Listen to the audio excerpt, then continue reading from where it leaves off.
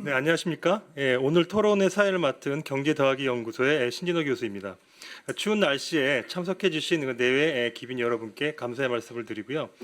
오늘 토론회는 그 상법 개정에 따른 기업 공시 개정 방안을 주제로 상법상 주주 충실 의무 개념이 실제 의사회에서 어떻게 지켜지는지, 또 그 결정 과정과 근거에 대해 충분한 정보가 제공되도록 기업 공시 개정 방안에 대해 논의하는 자리로 마련되었습니다.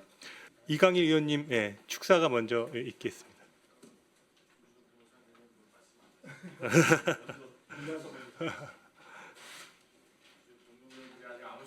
먼저 해야 될. 반갑습니다. 더불어민주당 정무위에서 활동하고 있는 이강일 의원입니다. 물론 그 자본시장 활성화 TF에서 코스피 5천 특별위원하고 또 디지털 경제 디지털 자산과 관련되는 특별위원회에서도 같이 활동을 하고 있습니다. 이 경제 쪽 관련하는 쪽 그 TF는 거의 다 참여를 하고 있는 것 같은데 뭐 여러분 뵙게 돼서 너무 반갑습니다. 그 2026년에 그 자본시장 코스피 시장이라 자본시장은 좀 크게 변모가 되고 있습니다. 상장회사의 경영권 분쟁이나 무슨 지배구조 측면에서도 굉장히 의미 있는 한 해가 될 것 같습니다. 왜냐하면 2025년도에 제1차와 2차 상법 개정을 이뤄냈는데요. 이것이 대개 2026년 7월부터 거의 본격적으로 시행되기 때문에 그렇습니다. 특히 그 상장회사의 경우에는 뭐 아시겠지만 집중투표제 의무화됐고요. 감사위원 선임 해임 관련돼서 3% 룰 관련되는 적용 부분 강화되는 부분, 그다음에 감사위원 분리선출제라든가 독립이사 비율 확대, 그다음에 소수주 주권 공시 강화 등 이제 실질적 변화가 다가오고 있습니다. 더하여서 저희들이 지금 봄에는 3차 상법을 올해 26년 3월 목표는 3월 중에 통과시킬 예정이고요. 이외에도 스튜어드십 코드 강화하는 부분이 지금 손봐지고 있고 공시제 강화나 자본시장법 개정, 그리고 거래소 체제 개편이나 밸류업 프로그램을 좀 더 조밀조밀하게 살펴보는 것들, 향후 10년, 20년을 내다볼 수 있는 여러 가지 것들이 질비하게 준비되고 있습니다. 자본시장이 튼튼해야 저희 원화시장이라든가 그다음에 기업하기도 좋고 세수도 좀 탄탄하게 확보가 돼서 국고도 넉넉해지고 우리 국민들의 노후 자금까지 잘 마련될 거라고 보고 있습니다. 제 목표는 그 우리나라 자본시장 코스피 시장을 전 세계 제5대 시장 이내로 진입시키는 걸 좀 목표로 해서 열심히 하고 있습니다. 오늘 따져야 될 기업 공시 문제는 제가 작년에도 사비를 들여서 홍콩의 IR 활동을 좀 다녀왔는데 해외 유수의 투자 기업들이 저희 나라의 그 공시제도의 불확실성, 불투명성에 대해서 너무 크게 성토를 하는 것을 듣고 왔습니다. 투자를 하기 위해서는 상당히 적절한 내용들이 공시가 돼줘야 그것을 믿고 할 텐데 발표되는 것 자체가 불투명한 데다가 발표된 그 자체의 내용도 신뢰하지 못하는 부분들이 있었다. 이런 부분들을 좀 시급히 개선해야 우리나라 자본시장이 좀 선진화된 시장이 되지 않을까 이런 생각을 하게 됩니다. 우리 이용우 전 의원님은 사실은 국회의원 맨 처음 하실 때 제가 면접을 봤었습니다. 기억을 못 하시겠지만. 그래서 제가 국회에 뜻이 없다가 뒤늦게 들어와서 앞에 선배님을 또 모시고 이런 토론을 하게 됐는데 동료 의원님들 지금 못 오시는 게 본회의가 이제 시작이 됩니다. 그래서 못 오니까 저도 조금 이따 이석하는 거 양해해 주시고 여러분께서 발표하셨던 이 소중한 내용들은 제가 사장되지 않도록 잘 참고해서 입법 활동에 충분히 활용할 수 있도록 하겠습니다. 오늘 뵙게 돼서 반갑습니다. 감사합니다. 예, 다음은 그 토론을 후원하신 기업 거버넌스 포럼의 이남우 회장님의 환영사가 있겠습니다. 네, 제가 환영사하기 전에 여기 자리가 조금 있는데 일로 몇 분 오셔도 될 것 같습니다. 네. 안녕하십니까? 한국기업 거버넌스 포럼을 맡고 있는 회장 이남우입니다. 오늘 상법 개정에 따른 기업 공시 개정 방안 세미나를 주최해 주신 우리 더불어민주당의 오기영 의원님, 김남근 의원님, 좀 전에 말씀해 주신 우리 이강일 의원님께 깊은 감사의 말씀을 드립니다. 오늘 저희도 좀 준비를 많이 했지만 그 언론에서 아주 많은 언론인들이 오셔서 좋은 보도 많이 해주시면 좋겠습니다. 작년에 지금 오늘 주최해 주신 세 분의 의원님이 중심이 되셔서 3급 1차, 2차 개정을 저희가 이뤘고 그다음에 이제 3차 개정을 앞두고 있는데 오늘 저희가 논의할 내용은 이러한 법적인 과정 그 법 제도의 개선을 어떻게 사회적으로 우리가 시스템의 뿌리로 내리느냐 이제 그런 논의인 것 같습니다. 공교롭게 어제 한화그룹의 주 한화가 분리를 발표를 하셨는데 제가 좀 들여다보니까 공시 내용을 과연 오늘 우리 이영호 의원님이 발표하실 그러한 내용을 다 꼼꼼히 챙기셨는지 잘 모르겠습니다. 그래서 저희 기업들이 나아지고 있지만 여전히 공시 관련돼서는 개선할 여지가 아주 많다. 이제 그런 말씀을 드리겠습니다. 오늘 발제자이신 경제더하기 연구소 이영우 대표님은 이제 자료를 여러분 보시면 알겠지만 과거 자산운용사 CIO 경험, 그 다음에 이제 의원으로서 입법하신 그런 경험을 녹여서 아주 상세한 자료를 준비해 주셨고요. 오늘 좌장을 맡아주신 우리 김주영 대표 변호사님, 그 다음에 금융위 최지연 과장님, 감독원, 금융감독원 김대일 팀장님, 그 다음에 상장사협의회 김춘 본부장님, 그 다음에 트러스트원의 윤상영 변호사님께 패널로 참여해 주셔서 감사드리고 오늘 또 아주 멀리 제 옆에 여기 홍콩에서 직접 오늘 이 행사를 위해서 비행기 타고 어제 오셨습니다. 그래서 30여 년의 국제 경험이 있고 한국 투자를 오래 하신 데이비드 리 매니징 디렉터 홍콩의 레드우드 픽이라는 독립 자산 운용사의 공동 대표님이 패널 참여를 해주셔서 아주 다양한 의견을 저희가 볼 수 있을 것 같습니다. 그래서 이 자리에 참석해주신 하여간 여러분들의 열정과 참여가 더 나은 자본시장의 생태계를 만들고 궁극적으로 국가 경제에 기여하지 않을까 이제 그런 생각을 해봅니다. 네, 감사합니다. 네, 말씀 감사합니다. 상법 개정에 따른 기업 공시 개정 방안에 관련된 토론회를 시작하도록 하겠습니다. 지금부터 저장을 맡아주신 한누리 법무부인 대표 김지영 변호사님께 마이크를 넘기도록 하겠습니다. 발언하실 분은 앞에 마이크 버튼을 눌러주시고 해주시면 감사하겠습니다. 네, 이렇게 비좁은 자리라서 좀 여러분들이 서 계셔서 좀 죄송한데 이렇게 많이 참석해 주셔서 감사드리고요.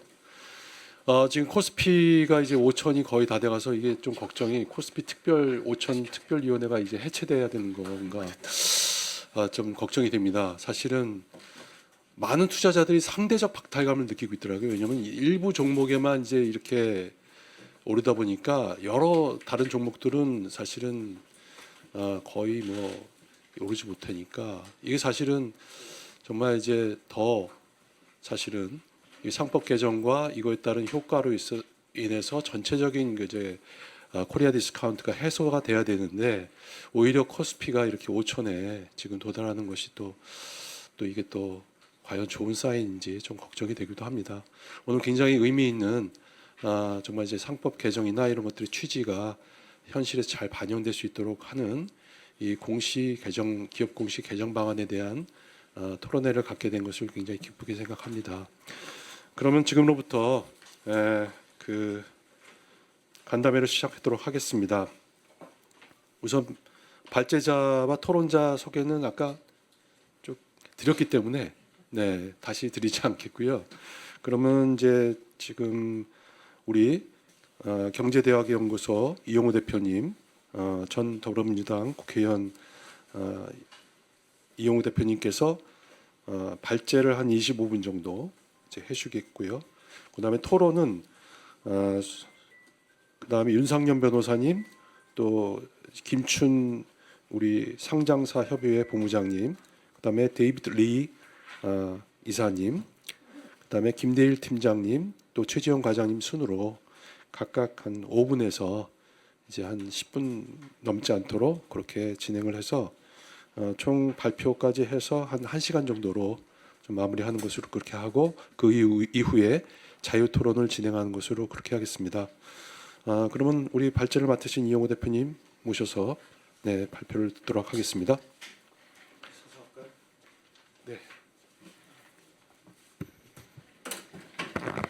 예, 저 이용호입니다. 사실 작년 정말 의미 있는 일이 있었던 것 같습니다. 상법 이사 충실 의무 개정이라고 하는 것 자체가 제가 처음 법을 발의할 때 몇 년 이내 되리라고 생각하지 못했습니다. 그러나 역시 투자자들이 많이 참석을 했었고 관심이 있었고 우리 시장에 대한 기대 이런 것들을 반영해서 법이 개정됐습니다. 근데 저는 상법 개정, 이사 충실 의무 개정이라고 하는 것은 출발점이지 그게 목표가 아니다. 중요한 거는 시장이 어떻게 투명하게 관리되고 투자자가 회사의 투자자, 주주가 회사의 경영 내용을 어떻게 알 수 있을 것인가. 이 문제를 제대로 정립해야지만 시장이 제대로 할 수 있다고 보고 있습니다. 근데 이제 실제 법 개정 이후에 가장 중요한 과제는 저는 공시 제도를 어떻게 정비할 것인가가 가장 중요하다고 봤습니다. 마침 작년에 기업 가버넌스 포럼 이나무 배정하고 그런 이야기를 하다가 그러면 우리나라의 공시 제도가 어떻게 운영되고 있고 어떤 부분이 상법 바뀜에 따라서 바뀌어야 될지 한번 정리를 한번 해보자. 그래서 사실 공시는 굉장히 복잡한 게 많은데 특히 이사 충실 의무와 관련돼서 반드시 바뀌어져야 될 공시가 뭘까 해서 발표문과 뒤에 별첨으로 아마 발표문 27페이지 이후에는 그 공시 규정을 어떻게 바꿔야 될지 신구 대비표까지 한번 만들어 봤습니다. 그래서 그 의미를 지금 한번 보도록 하겠습니다. 사실 목차는 기업 공시제도, 그 다음에 우리 기업 공시제도의 문제점이 뭘까, 그 다음에 서식들 어떻게 바뀌어야 될까, 항목 이렇게 되어 있습니다. 사실 보면 자본시장에 있어서 가장 큰 문제점 중에 하나는 정보의 비대칭성입니다. 기업 경영진이나 기업의 이사가 가지고 있는 정보와 투자자가 가지고 있는 정보의 비대칭으로 인해서 기회주의적 행동이 나타날 소지가 있다. 이게 재무이론의 가장 기초에 해당합니다. 그럴 때 시장을 효율화시키기 위해서는 바로 회사에서 일어나는 일을 투자자들한테 공개하는 게 우선인 겁니다. 이 공시원칙이라고 하는 건 다름이 아니라 공시를 하게 되면 그 시장 참여자가 그 의사결정에 문제가 있다면 문제 제기를 할 거고요. 문제 제기를 하지 않으면 그 자체는 받아들여지는 그런 제도가 공시원칙입니다. 특히 우리나라에서 공시제도는 IMF 위기 이후에 사실상 도입되었습니다. 저는 상법 이사 충실 의무의 개정이라고 하는 것도 보면 사실상 IMF 위기 때 그 IMF에서 공고한 사안들, 그러니까 회사의 의사결정에 대해서 주주 이사회가 제대로 기능을 해야 되고 이사란 타이틀을 가지고 있지 않은 사람일지라도 이사의 역할을 하게 되면 그 사람은 사실상 이사로 간주해서 이사의 책임을 묻고 사회이사 제도를 도입해서 독립적인 의사결정을 하고 그 모든 것들이 98년 상법 개정에서 있었던 일입니다. 그런데 실제 그것이 시장에서 정착되지가 않았고 정착되지 못함으로 인해서 바로 상법 개정을 할 수밖에 없는 상황으로 왔다고 봅니다. 그런 의미에서 보면 공시라는 건 굉장히 중요합니다. 그래서 우리나라 그 공시는 두 가지가 있습니다. 전자공시, 다트 공시인데요. 대부분의 공시는 여기에 다 들어와 있습니다. 그다음에 공정공시제도, 그 중요한 정보를 특정인한테 일시적으로 제공하는 걸 금지하고 모든 사람한테 다 똑같이 공유해라. 일부에게 정보를 주는 걸 금지하는 것이 이제 자본시장법입니다. 근데 공시제도는 또 한 가지가 더 있습니다. 우리나라에서는 공정거래법에서 기업 집단에 대한 공시 대상 기업 집단을 지정하고 그 거래에 대해서는 내부 거래, 그다음에 기업 집단의 현황 이런 것들을 다 공시하게 되어 있습니다. 그래서 회사가 의사결정을 함에 있어서 어떤 의사결정을 했느냐 이 부분을 다 보여주고 있는 것이죠. 참고로 해외 공시제도를 보면 영미법과 대리법은 약간 차이가 있습니다. 영미법은 규제는 정보 공개를 통해서 한다. 여기서 출발을 합니다. 최근에 우리가 많이 알게 됐을 겁니다. 쿠팡 사태로 인해서 쿠팡의 경영진이 지난번 12월 말에 국회에서 답변을 했을 때 가장 신경을 썼던 건 뭐냐면 미국의 시장에서 주주대표 소송과 집단 소송을 당할 수밖에 없는 상황이 됐기 때문에 그거에 대해서 디펜스하는 논리에 급급했던 겁니다. 실제 뭐 개인정보 관련 같은 경우도 이 SEC 규정은 그렇습니다. 중요한 정보 누출이 생겼을 땐 4영업일 이내에 공시를 해야 된다 이렇게 되어 있습니다. 근데 사실 4영업 이내에 공시를 하지 않았죠. 그리고 아마 그 국회에서 청문회 하기 전날 했는데 거기서 중요한 이런 단어를 빼버렸습니다. 중요한 누출이 없었다. 회사에 영향을 주는 게 있었다. 왜냐하면 중요하다고 하면 그 자체로 중요한 누출이 있었음에도 불구하고 공시를 안 했기 때문에 바로 주주대표 소송에 패소할 가능성이 굉장히 높아지는 그런 현상이었습니다. 그래서 이럴 때 또 중요한 게 기계적으로 읽을 수 있는 이게 뭐냐면 우리 저 다트 한번 해보면 엑셀로 하기 위해서 카피 긁어가지고 엑셀로 돌려서 하게 되어 있습니다. 그러나 지금 미국 시장에서는 그 자체를 바로 기계적으로 읽을 수 있어서 누구라도 분석할 수 있게 이렇게 하는 게 원칙입니다. 우리한테도 그런 게 필요하겠죠. 그리고 만약에 공시가 잘못됐거나 공시로 인해서 잘못된 정보가 제공되면 집단소송과 주주소송으로 넘어가는 그런 구조를 가지고 있습니다. 대리법 같은 경우에는 집행하는 건 형사적 집행을 하고 있고 우리나라는 사실 대리법적 성격을 좀 많이 가지고 있습니다. 그래서 대부분이 과태료를 부과한다든지 하는 형태로 되어 있습니다. 우리나라는 기본 공시제도를 한번 보면은 기본적으로 강제적으로 기업 공시를 하게 되어 있습니다. 그래서 법 규정으로 감독 규정이나 공시 규정에 어떤 걸 공시해라고 되어 있습니다.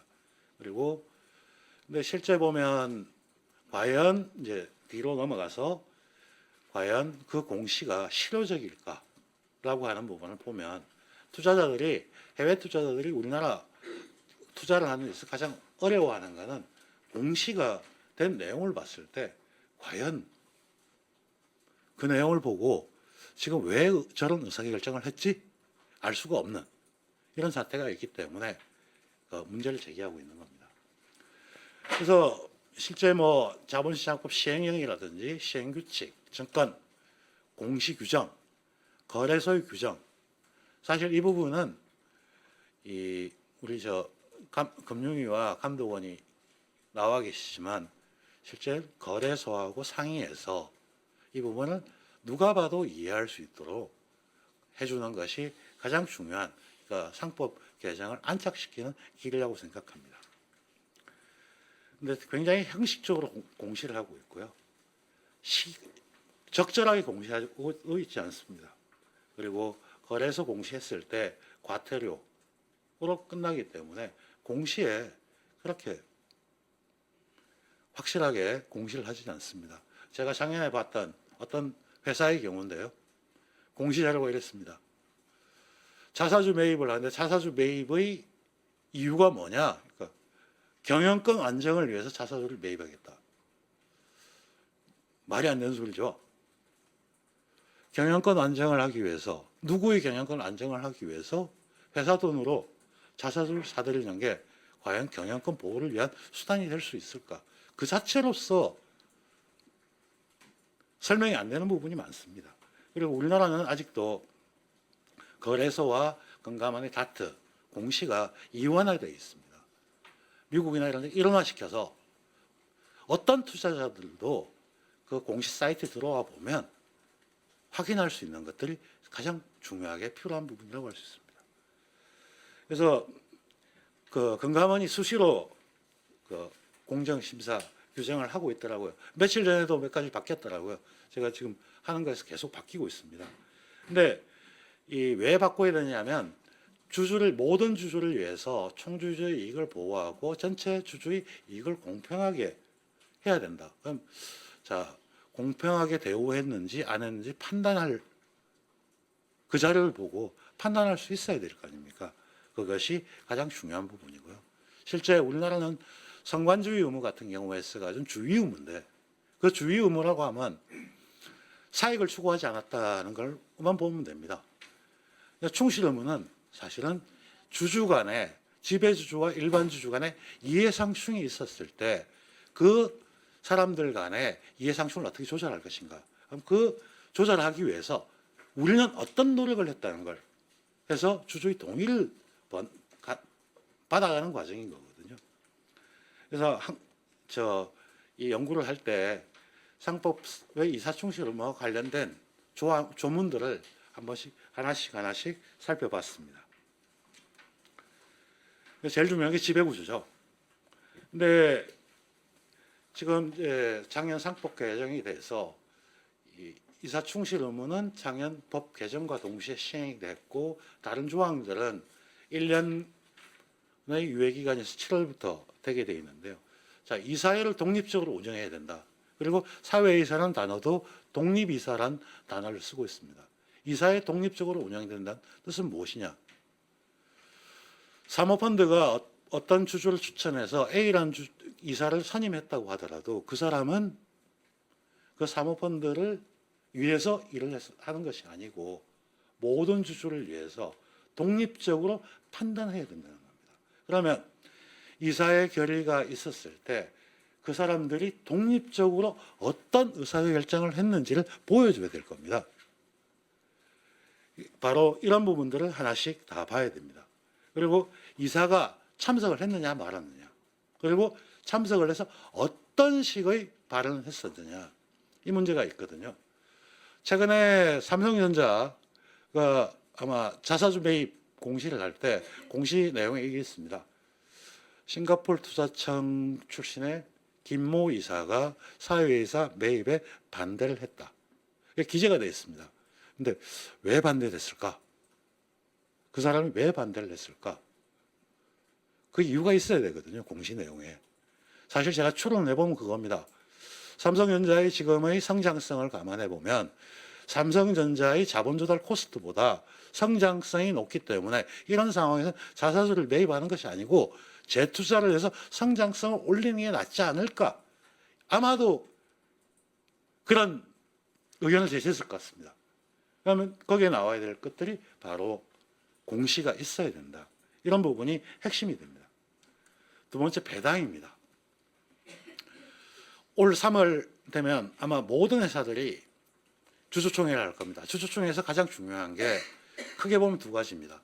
하나는 이사 선임, 두 번째는 발생한 이익을 어떻게 처분할 것인가. 그걸 재투자할 것이냐 아니면 배당을 할 것이냐. 근데 사실은 재투자를 할 거냐 배당을 할 것이냐는 굉장히 간단합니다. 투자 수익률이 얼마냐, 그 다음에 우리 회사의 비용이 얼마냐는 겁니다. 예를 들어서 자기 회사의 가중평균 자본 비용이 8%인데 투자 수익률이 6%면 아니 비용이 8%인데 수익 6%를 투자를 한다고? 그런 건 투자를 하는 것이 아니고 배당을 해야 된다는 게 맞는 거고요. 아니면 자본 비용이 8%인데 수익률이 15%짜리 프로젝트가 있다. 그럼 당연히 투자하고 하라고 하는 거 해야 됩니다. 그렇게 하려면 두 가지가 보여야겠죠. 그 우리 회사가 가지고 있는 자본 비용이 얼마냐? 코스트 오브 캐피탈. 그 다음에 그 프로젝트를 뭘 하려고 했는데 투자 수익률이 얼마일까? 그걸 알아야 우리 투자자가, 일반 투자자도 하겠구나, 어떤 의미가 있겠구나 판단을 할 수가 있겠죠. 이게 가장 중요한 부분이라고 할 수 있습니다. 다음으로 임원의 보수에 관한 부분입니다. 지금 많이 문제가 되고 있죠. 미국 금융위기를 계기로 say on pay, 경영진의 보수는 주주의 동의를 얻고 한 게 우선입니다. 도드 프랭크법 2008년인데요. 그래서 보수 정책, 보수는 어떻게 만들고 있다. 성과 연동을 해서 보수를 얼마를 준다. 토탈 리턴은 얼마다. 그리고 이런 지표를 어떻게 사용한다. 그리고 그 임원이 작년에 출장을 가서 비행기를 타고 갔다면 얼마나 썼다. 이런 내용을 다 공시를 하게 되어 있습니다.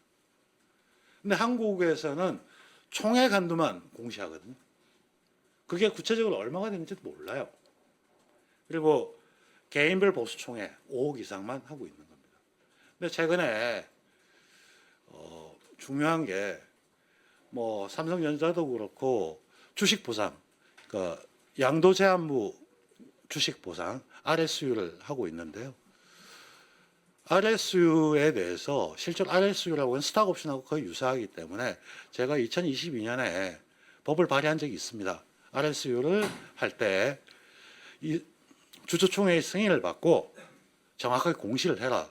그다음에 스탁 옵션을 대주주와 특수관계에 있는 스탁 옵션을 받는 게 아닙니다. 왜냐하면 주가가 올라간 거에 대한 보상을 자기가 가지고 있는 주식으로 하고 있기 때문에 임직원의 경우에 주식을 가지고 있지 않기 때문에 그 사람들이 이제 새로운 아이디어라고 새로운 사업을 하는 겁니다. 그 개정안을 냈습니다. 통과가 안 됐거든요. 이 의원님 한번 보시고 반드시 통과돼야 될 사안입니다.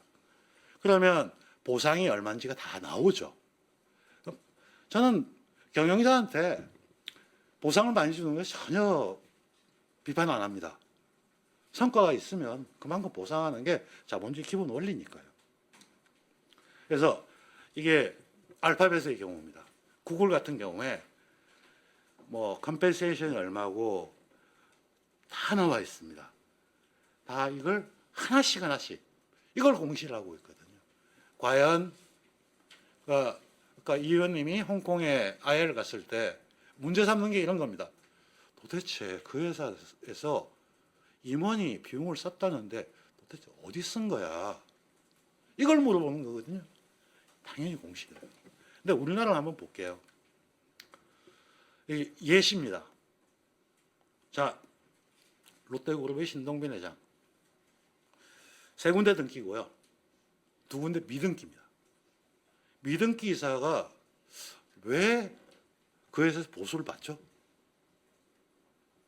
그러면 회사의 가치에 얼마를 높이고 어떤 의사결정을 했기 때문에 보수를 이렇게 줍니다라고 근거가 있어야 될 거 아니에요. 없어요. 자, 평가액이 얼마인지 안 나오죠? CJ 이재현 회장 한번 볼게요. 이분은 또 다 미등기예요. 근데 보상을 한번 보시면 이렇게다가 CJ E&M은요 잘 아시겠지만 CGV하고 이렇기 때문에 최근에 적자입니다. 과연 이런 상황에서 회사를 어떻게 봐야 될까? 요즘 또 이슈가 돼. 하나그룹은 다 등기죠. 근데 여기 RSU를 부여했어요. 누구한테? 지배주주한테. 제가 법안 발의했을 때 하나그룹에서 매일 찾아왔습니다. 그럴 뜻이 아니었다고. 저는 RSU 하는 거 맞다. 맞는데 지배주주한테 주는 게 아니고 주식보상제는 거기에 주는 게 맞는 거다. 그리고 RSU를 줬으면 그거 현재 가치는 얼마인데 이게 있어야 되잖아요. 자, RSU를 24년에 60억, 40억 줬어요. 10년 후에 찾기 때문에 세금도 아주 절감되는 거거든요. 자, 보시죠. 김동관 대표이사 하나에어로스페이스 했는데 주가에 따라서 최종 지급액이 확정이 된다. 기업 재무제표 작성할 때 어떻게 합니까?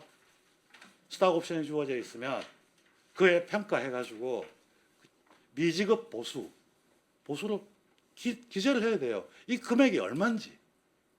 그냥 몇 주를 줬다 해요. 가치가 얼마인지 몰라요. 가치가 얼마인지 모르는데 그래서 어떻게 평가를 하죠? 이런 행동을 하고 있는 겁니다. 그 다음에 대주주의 거래. 기본적으로 대주주와 대주주 일가하고 거래하게 되면 공정거래법상으로도 있지만 사익 편취가 발생할 가능성이 있기 때문에 공시를 하면 됩니다. 하면 투자자가 판단합니다. 그게 이른바 객관적인 가치가 있는지, 암스트렝스 프라이스인지, 아니면 특혜를 줬는 건지. 만약에 이 가격이 암스트렝스 프라이스다, 시장 가격이라고 하면 공시할 때 그렇게 하면 되거든요. 내가 얼마에 계약을 했는데 이 계약이 시장의 평균으로는 어느 정도 계약을 하고 있기 때문에 그걸 레인지에 들어왔기 때문에 이건 문제가 안 된다 이러면 투자자가 판단을 하죠. 아, 다른 데 알아보니까 그 정도 가격이구나. 이렇게 하는 거거든요. 그래서 이러면서 그 사람이 독립적 이사의 의결 절차가 필요합니다. 알파벳 같은 경우에 이런 경우도 있었습니다. 사회이사 중 스탠포드 대학의 교수가 있었는데 그 양반이 자기의 친인척 중에 관련 회사하고 계약을 하고 있는 사람이 있었어요. 그래서 그 자리에서 나는 독립성을 해치기 때문에 이 의결에는 참석 안 하겠습니다. 회피를 하는 겁니다. 세상에 일어나는 게 다 복잡하기 때문에 모든 거에서 독립적인 성격은 없죠. 그러나 나는 이 판단에서 빠지겠다. 이런 과정이 필요합니다. 그 다음에 합병 등 하는 경우에 사실 보면 합병할 때도 보면 어떻게 합병을 할 것이냐 이런 문제들이 있겠죠. 그럼 항상 나오는 합병을 할 때 밸류에이션이 제대로 됐냐, 합병 비율이 제대로 됐냐, 그렇죠. 그 다음에 그 합병하는 회사가 대주주의 특수관계인 회사이냐 이런 문제겠죠. 근데 이럴 경우에 있어가지고 독립적으로 판단해라, 독립적 위원회를 둬라. 예를 들면 델라웨어 주법 같은 경우에 있어가지고 옛날 앨런 머스크 스톡옵션 준 거에 대해서 1심에서 문제가 있다고 판단했던 이유는 그겁니다. 독립적인 위원회로 구성을 했느냐 이런 문제거든요. 이런 것들을 명확하게 해주는 게 필요하다. 그리고 합병을 할 때도 다른 대안이 있었느냐 이런 문제를 해야 되거든요. 지금 이제 이런 질문이 있었습니다. 이사충실 의무에 관련해서 상장되어 있는 주식을 사모펀드가 다 사겠다. 프리미엄 뭐 30%를 주고 다 사겠다고 하면 이사충실 의무의 관점에서 보면 다 주주들하고 똑같잖아요. 똑같은 대우를 받은 거거든요. 근데 이걸 공시를 해야 될까 말까 약간 의문이 됩니다. 그러나 저는 기본적으로 공시하는 게 맞다. 공시를 하고 그렇게 주어지면 이 가격이 적정한 가격 다른 대안이 있었느냐. 지금 M&A 벌어질 때 가장 중요한 게 다른 대안이 있었느냐의 문제가 됩니다. 그런 것들을 같이 공시하는 것들이 필요하지 않나 싶습니다. 그래서 미국 같은 게 합병 신고서를 보면 그 내용이 다 적혀 있습니다. 우리가 뭐 미국처럼 똑같이 할 건 아니지만 최소한 이 정도는 기본 정보는 주어져야지만 투자자를 판단을 하는 거거든요. 증자의 경우에도 증자 자본 비용이란 자기 자본 비용은 타인 자본 비용보다 훨씬 크죠. 그랬을 때 그 자본 비용 내가 이렇게 증자해서 뭐에 쓰겠다. 작년에 문제가 됐던 것들이 이런 거죠. 증자를 해서 그 돈을 가지고 자사주를 매입을 하겠다 뭐 등등 이런 일이 발생했잖아요.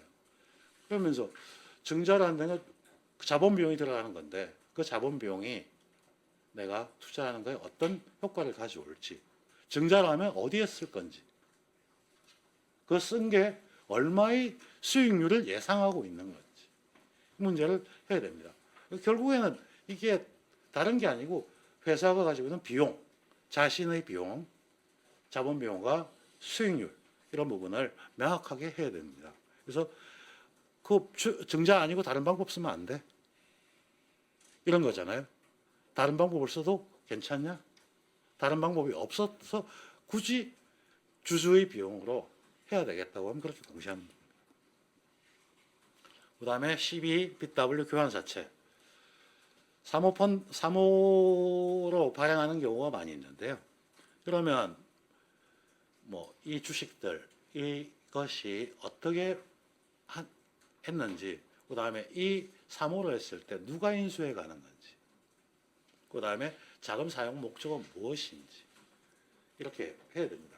제가 국회에 있을 때 한번 문제 제기를 한 게 있었는데요. 요즘 재판에 나오더라고요. 그 도이치모터스 BW를 김건희 여사가 김건희라고 하죠. 3호로 인수를 했더라고요. 산업은행에서 발행한 걸. 그때 제가 질문한 게 그렇습니다. 산업은행에. 3호 BW는 일반인들한테 거래하는 거냐? 아니다. 누구하고 하냐? 특수관계인이나 회사 경영진하고 하는 거다. 산업은행에서 나와 있어요, 공시가. 그럼 그 BW가 어떻게 사용될지, 특정한 용도가 있는지 이렇게 판단을 해야 될 필요가 있거든요. 그리고 제3자 콜옵션을 주는 경우 그 부여 조건이 뭔지 이런 것들을 공정가격으로 공시하는 것이 필요한 겁니다. 그래서 여기 보면 한진의 케이스를 보면요. 행사자가 누군지 안 나와요. 행사자 지정 대가, 금액이 얼마인지 산정 근거가 안 나오죠. 이 보고를 보면. 저는 우리 김 팀장님 새로 팀장을 맡으셨으니까 누가 하는지 얼마인지는 알아야 이런 게 그냥 수리가 된다는 건 좀 이상하지 않나요? 그다음에 이 사람들한테 경영권을 안정하기 위한 지분 확보 목적, 특정한 목적이 보였죠. 과연 이렇게 이런 것들을 그대로 두고 가야 될까?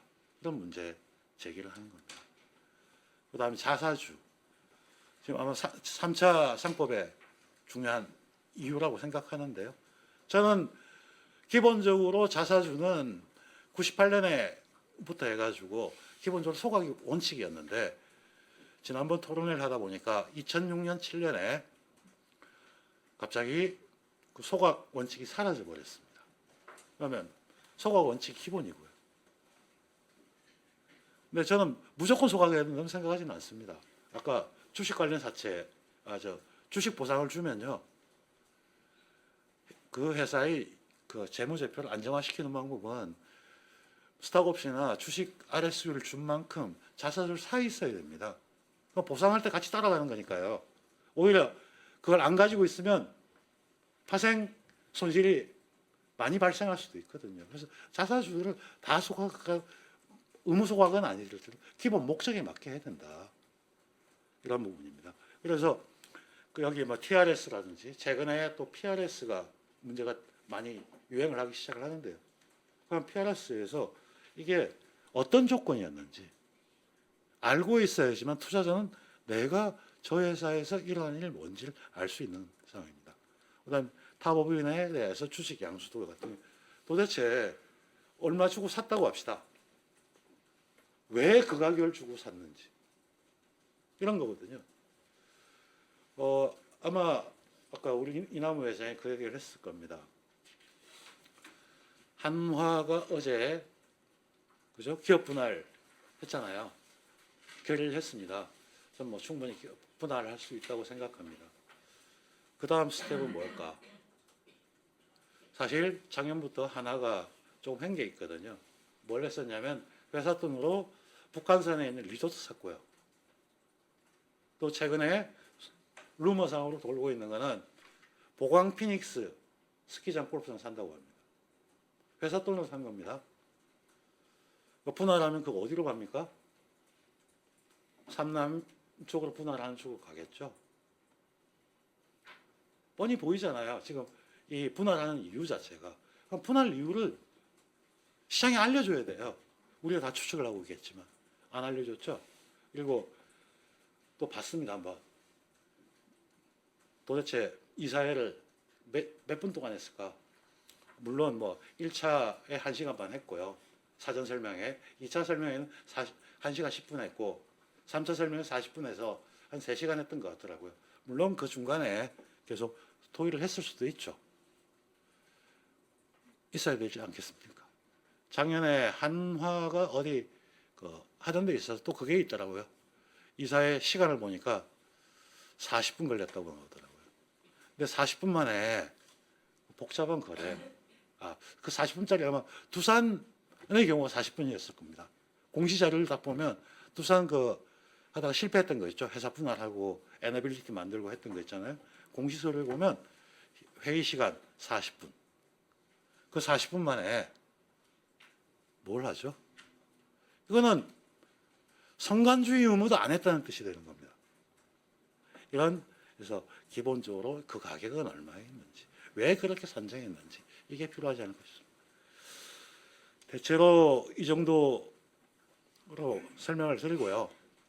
사실 보면 우리 연구소에서 여러 사람이 좀 많이 달려붙었는데요. 공시서식 각각 다 지금 어떻게 바뀌어야 되는지 한번 작업을 해봤습니다. 그래서 저는 금융위와 금감원 그리고 거래소 상의를 해서 실제로 7월 달부터 상법 이사충실 업무가 다 시행되게 됐을 때 거기에 걸맞게 공시 제도가 바뀌어줘야지만 아마 지금 주가 오늘 4,700 넘었던데 일부 주식이 가는 게 아니고요. 우리나라 시장 전체가 다 건강하게 되는 길이 되지 않을까 생각합니다. 예, 이상 발표를 마치겠습니다.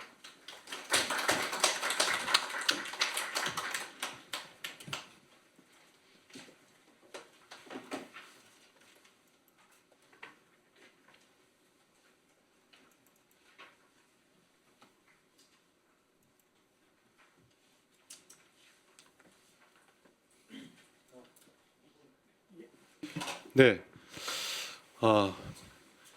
그 지금 이제 주로 그 앞부분을 설명해 주셨는데 저는 이제 우리 오신 분들이 이 뒤에 서식 공시 서식에 대한 이제 개정 의견을 이제 정리하신 것도 좀 상세히 봐주셨으면 좋겠습니다. 우리나라는 사실 미국은 이제 공시가 불명확하면은 불명확한 대로 이제 책임을 묻는데 우리는 아주 그 명확하게 거짓이라는 게 이제 거짓이나 누락이라는 게 이제 돼야지만 책임이 물어지기 때문에 사실 서식을 굉장히 이제 굉장히 구체적으로 제시를 해서 이거에 맞춰서 이제 하도록 하는 게 되게 중요하기 때문에 이번에 이 공시 서식도 이렇게 제안을 해주셨는데 이 부분이 굉장히 또 의미가 있지 않을까 생각이 듭니다.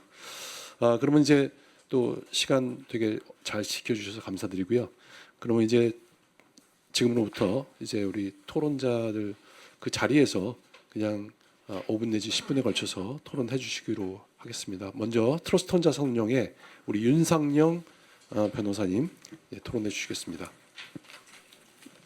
예, 안녕하십니까. 트러스트 자선영의 윤상영입니다. 이게 제가 변호사로 소개를 받긴 했는데 사실 저의 롤은 이제 기관 투자자로부터 자금을 받아서 투자하고 있는 투자자입니다. 사실 이제 저희 펀드는 이제 저희 회사도 그렇지만 좀 기관 투자자로서 저희 피투자 회사에 적극적 감시를 하고 그래서 아까 말씀드렸던 뭐 내부 거래에 대한 검증도 좀 적극적으로 하고 그래서 종합적인 지배구조 개선을 조금 저희는 많이 중점에 두고 있습니다. 마침 그 얼마 전에 그 금융위가 이제 주도를 해주셔서 스튜어드십 코드의 내실화 방안이 이제 발표가 되었고 모든 기관 투자자에게 사실 이렇게 움직일 것을 권고하고 있는 상황입니다. 그래서 아마 저희의 발표 자료에는 저희가 기관 투자자로서 움직일 때 뭐 애로사항, 상법 개정에 따른 그런 충실 의무에 부과된 내용도 있고요. 그래서 이런 애로사항이 아마 모든 기관 투자자의 아마 애로사항이 될 것 같고 그래서 네, 그런 관점에서 한번 발표를 바라봐 주시면 감사하겠습니다. 네, 그래서 발표 시작하면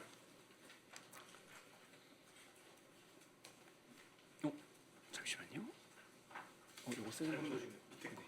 네. 알겠습니다.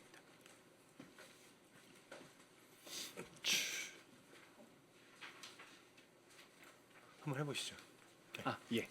저희가 이제 크게 5가지로 이제 섹터를 나눴는데요.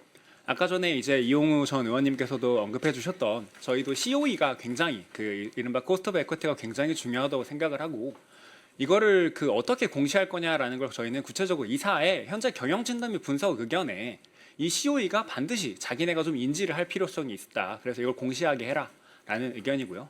두 번째로 아까 이 COE가 사실 연결이 되는 게 정기주주총회에서 다룰 때 자본을 어떻게 나눌 거냐. 그러니까 회사 내에서 자본을 어떻게 나눌까가 문제가 되는 것이 아니고 회사와 주주 간의 자본의 배치도 굉장히 중요한 내용입니다. 이럴 때 그게 바로 배당인데 배당에 관한 사항에서 이렇게 중요한 COE랑 ROE가 언급되는 회사가 사실 거의 없습니다. 그래서 현재 공시 규정에도 이제 저희가 뒤에서 상세히 말씀을 드리겠지만 COE랑 ROE 언급이 좀 의무화되어야 된다라고 생각을 하고요. 아까 두 번째로 이제 대주주와의 등과의 거래 내용 도 이제 있는데 이게 저희가 사실 이 내부 거래를 굉장히 저희 트러스톤이 많이 검증을 하려고 보면 이게 실질적으로 검증할 수 없는 경우가 대부분입니다. 왜냐하면 회사가 자료를 아예 안 남기거든요. 그래서 그러한 걸 방지하기 위해서 이런 공시제도를 좀 이용할 필요가 있다 이렇게 생각을 들어서 발표를 드리고, 그 다음에 저희가 이제 상법상 주주권이 강화가 됐는데 주주권을 행사해 봐야 이게 사실 현행 실무가 무조건 회사가 거부를 합니다. 거부를 했을 때 아무런 페널티가 없거든요. 그게 법원에서 저희가 이겨도 회사는 그때 주면 되니까 법원의 손에서 팔 비틀려서 주기 전까지는 무조건 거부하겠다라고 나와 있는데, 이런 것도 좀 많이 문제라고 생각돼서 이것도 공시제도를 통해서 충분히 활용 가능한 부분이니 저걸 말씀을 드리려고 하고, 그 다음에 이제 상호주 보유 제재, 이건 상호주는 이제 새롭게 뜨고 있는 좀 내용입니다. 이미 일본에선 이게 한참 문제가 돼서 이거에 대한 개선을 굉장히 많이 했던 부분인데 한국은 뒤늦게 이제 이 상호주가 지금 태동하려고 하고 있습니다. 그래서 이 태동을 시작부터 막아야 될 필요성이 있기 때문에 저희는 이거에 대한 기업 공시 규정 신설이 필요하다고 생각을 하고요. 그 다음 마지막으로 전 국민 국가적으로 이제 부동산과 주식에 대한 그 자산 배분이 좀 필요하다고 생각이 되는데, 저희가 봤을 때는 지금 상장 회사들이 주식에서 모험 자본 투자 받아서 다 부동산 투자하고 있는 회사들이 굉장히 많거든요. 그래서 이런 거를 시장에도 좀 알릴 필요가 있다. 그래서 투자 부동산에 대한 공시제도 개선이 필요하다. 이렇게 5가지입니다. 상세히 설명드리겠습니다. 그 자기자본 비용 앞서서 많이 설명해 주셔서 간단하게만 넘어가면, 당연히 경영진은 자기자본 비용보다는 높은 ROE를 달성할 의무가 있습니다. 이게 국가 경제적인 관점에서 봐도 이게 COE가 국가 자본의 효율적 배치를 위한 저희는 기준이라고 생각을 하고, 이게 자본시장이 그 COE와 ROE에 따라서 효율적으로 자본을 배치하는 그런 시장으로서 역할을 하지 않습니까? 그래서 이게 기업 현황 진단을 위해서는 사실 필수적으로 COE가 인식이 돼야 되는데, 이래서 벌써 재작년에 24년 5월에 금융위원회께서 이제 기업가치 제고계획 가이드라인을 발표를 하실 때 COE를 핵심 지표로 선정을 하셨습니다. 이게 일본에 이미 선례가 23년 3월에 일본 거래소가 이거를 굉장히 일본의 밸류 프로그램을 할 때 이 COE를 굉장히 인식을 중요하다라고 강조를 했고, 실제로 우하단 그 그래프를 보시면 일본 거래소가 자본 비용 제출을 요구한 이후에 니케이 225 지수가 굉장히 잘 상승을 많이 했습니다. 근데 현장에서 저희가 이 COE를 가지고 기업 경영진에 논의를 해보려고 하면 경영진은 다 이렇게 COE가 뭐예요? 경영하시는 분들이 자기 자본에 대한 비용 인식이 아예 없습니다. 그게 단적으로 저희가 참 보이는 게, 최근에 교환사채 많이 문제가 되지 않았습니까? 제일 아래쪽에 교환사채 공시한 특정 회사들 보면 이자율 0%로 금융비용이 없다. 자사주 신주 발행을 하는데 금융비용이 더 없다라고 해요. 그래서 저희가 니네 그럼 코스트 오브 에코티는 없냐? 그러면 어차피 현금 나가는 거 아닌데 이걸 비용으로 봐야 되냐? 그러니까 이게 개념이 아예 없는 겁니다. 그래서 이 COE를 좀 생각을 하시고 효율적으로 자산을 써셔야죠 라고 하면, 아니 우리는 회사 내에 단순히 자산 잘 축적하고 있고 이게 뭐가 문제냐? 그래서 이게 나중에 극단적으로 가면 사실 그분들도 자산 살 것도 별로 없거든요. 그러니까 다 부동산 사십니다. 이제 오래된 회사들은 진짜 부동산 회사로 바뀌어가고 있습니다. 그래서 이게 이 COE에 대한 경영진의 낮은 이해도가 이런 각종 문제를 발생을 시킨다고 생각이 되고요. 그래서 저희는 이걸 어떻게 개선을 할 거냐라고 하면, 사업보고서 현재도 이사의 경영진담이 분석 의견을 이제 공시를 하는데 거기에 COE가 당연히 최중요 지표로서 공시가 되어야 됩니다. 그래서 이제 COE를 계산하는 다양한 재무적인 방법이 있으니까 자기네가 어떤 방식을 썼고, 그래서 그거에 따라서 자기네가 COE가 얼마나 나오고, 그러면 당연히 COE랑 패키지가 되는 ROE에 대한 당해년도 우리가 ROE를 얼마큼 냈고, 그 다음에 향후 3개년 정도는 ROE를 어떻게 가져가도록 목표로 하겠다 라도록 이렇게 경영진을 저희 경영진 인식 제고를 위해서라도 공시 서식 기준 작성 기준이 우하단처럼 현재 좌측에는 그냥 각종 사용하는 지표를 애매하게 적혀 있는데 좀 구체적으로 COE랑 ROE가 언급될 필요가 있다라고 생각을 합니다. 그리고 이거에 나아가서 이제 배당을 보면 중간에 그림을 각 회사의 배당 정책에 관한 사항을 보시면, 현재 배당을 정할 때 정말 중요한 주총 결정 사항인데, 회사는 그냥 당사는 미래 성장을 위한 재원 확보와 이익의 주주 환원을 균형 있게 고려해 배당을 실시한다.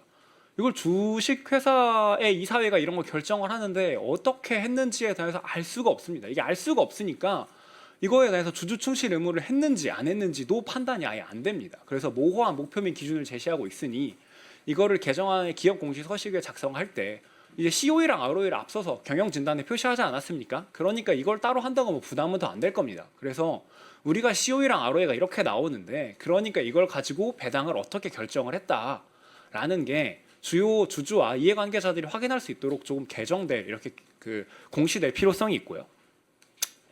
네, 다음으로 이제 내부 통제 책임 강화입니다. 이미 이게 대주주 등과의 거래 내용 앞서서 이제 이용호 전 의원님께서도 이제 강조를 많이 해주셨는데 이미 사실 내부 거래에 대한 공시는 많이 있습니다. 이 내부 거래가 정말 중요한 게 정말 자본시장의 고질적인 저평가 원인이었습니다.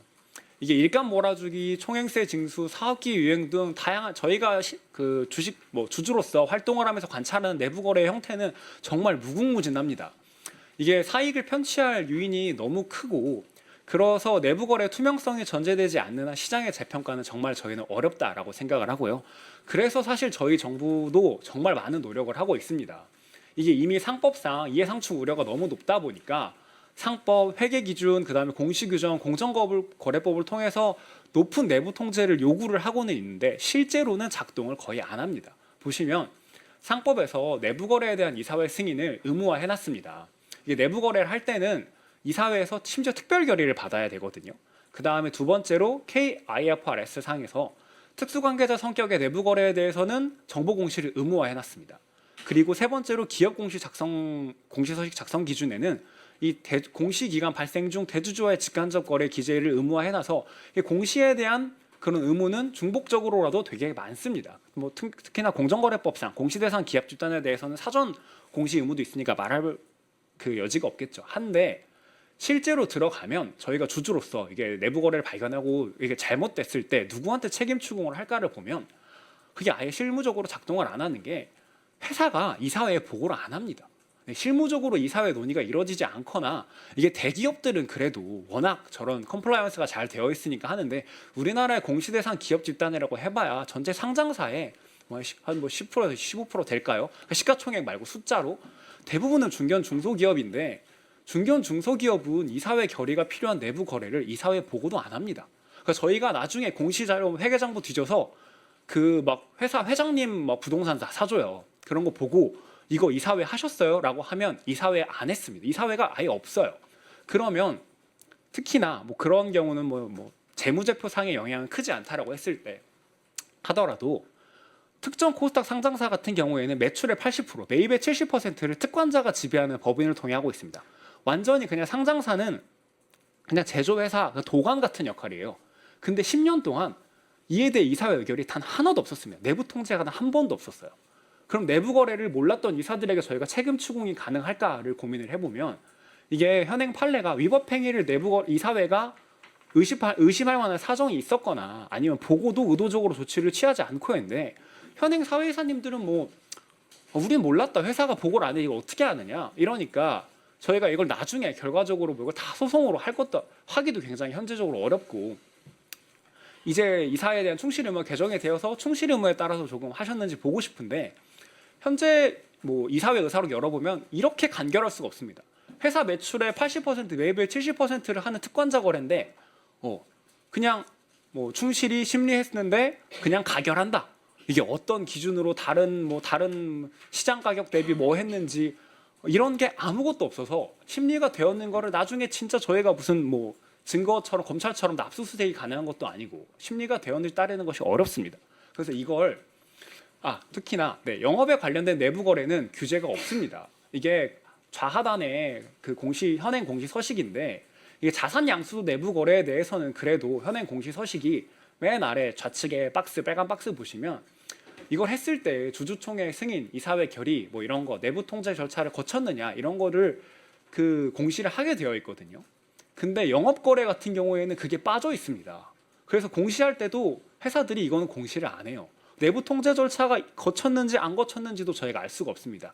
이 정도는 분명히 문제가 있는 공시 서식이라고 저희는 생각을 하고 그래서 이게 저희는 조금 더 공격적으로 공시 준비 과정에서 이게 공시 제도를 통해서 기업 스스로 내부 거래에 대한 내부 통제 절차를 좀 수립하도록 강제할 필요성이 있다고 생각을 합니다. 이 형식적인 검토를 조금 방지를 하려면 경영진과 이사회가 이게 자기가 공시를 할 때 우리가 내부 통제에 관해서 분명히 잘했다. 충실 의무를 다했다.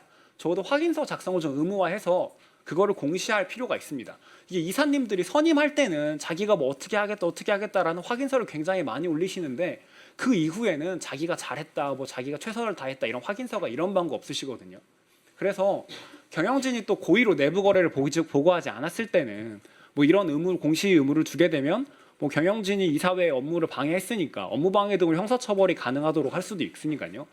그 다음에 이제 이게 이런 어떤 효과가 있냐면 사후 책임 소재 분쟁을 할 때 독립이사분들께서 우리는 몰랐다라는 항변을 차단할 필요성도 있으니까 독립이사들이 그런 항변을 못하시면 본인이 더 열심히 실질적인 감시 책임을 하시겠죠.